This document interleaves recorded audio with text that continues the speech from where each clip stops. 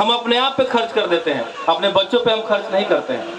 और जब तक शिक्षा हमारे समाज में नहीं आएगी, आपके समाज में जब तक शिक्षा नहीं आएगी, तब तक गुलामी का जीवन आप जीते रहेंगे। आज हमें क्या चाहिए समाज से? क्या हम पैसा मांगते हैं? क्या हम धन मांगते हैं? क्या हम खाने के लिए खाना मांगते? नहीं, हमको मान सम्मान चाहिए, हमको मेरा अधिकार चाहिए। समाज में, समाज से हमें मान सम्मान मिले, राजनीतिक अधिकार मिले, जिसके लिए हम जाने जाते हैं। देखिए, मैं एक चीज कहना चाहता हूं, आज भी हम सब में एकता नहीं है। आज आप साहेबगंज को लेके देखिए, आज आप देख रहे हो कि बाजारों में बहुत जगह बाबा साहब की जयंती मन रही। क्यों मन रही है? क्या कारण है? नहीं, वो तो है ही। आप 5-10 युवाओं ने मिलकर ये दिखा दिया है कि हम बाबा साहब के विचारधारा पर चलने वाले हैं। जो हमें मानेगा उनको हम मानेंगे, जो हमें नहीं मानेगा उनको हम नहीं मानेंगे। 5 युवा बच्चे खड़े हो गए, साहेबगंज प्रखंड को दिखा दिए। जिस दिन इस प्रखंड का हर एक दलित, महादलित, अति पिछड़ा और पिछड़ा जिस दिन खड़ा हो गया, उस दिन क्या होगा? उस दिन हम सब का अपना मान सम्मान हर जगह से मिलना चालू हो जाएगा। आज क्यों? मैं राजनीतिक मंच नहीं है, मैं राजनीतिक बातें नहीं कर रहा हूं, लेकिन आज क्यों हमारा जो समाज है, हमारा जो वोट बैंक है, हमारा जो प्रतिशत है सबसे ज्यादा है, लेकिन फिर भी हम बटे हुए हैं। आप फल के दुकान पर जाते हैं फल खरीदने, हमारी माताएं बहनें जाती होंगी, घर के जो बुजुर्ग जाते होंगे फल के दुकान पे फल खरीदने जाते हैं। जो अंगूर जो गुच्छे में होता है उससे कीमत ज्यादा होता है, और वही अंगूर अगर निकला हुआ रहे एक जगह टोकरी में रखा, उससे कीमत कम होता है। क्यों? वो बिखरा हुआ है।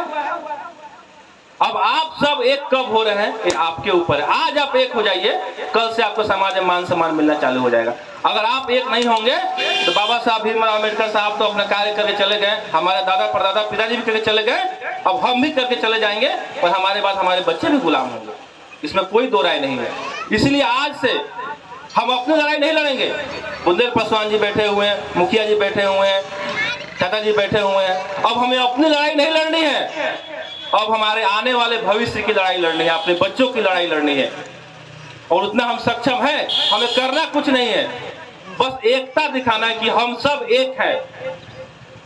जिस दिन हमने एकता दिखा दिया, उस दिन भीमराव बाबा साहब अम्बेडकर साहब के आत्मा को भी शांति मिलेगी, उनकी विचारधारा जो है उस विचारधारा को भी एक शक्ति मिलेगा।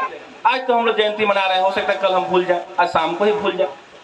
उस दौर में बाबा साहब इतने बड़े वकील बने पढ़ लिख कर, जब साथ में बैठने की अनुमति नहीं थी, स्कूल में जाने की अनुमति नहीं थी, कॉलेज में जाने की अनुमति नहीं थी। आज तो हमने बाबा साहब ने इतनी लड़ाई लड़ी कि आज तो हमें कोई स्कूल जाने से नहीं रोक सकता, कोई ट्यूशन जाने से नहीं रोक सकता।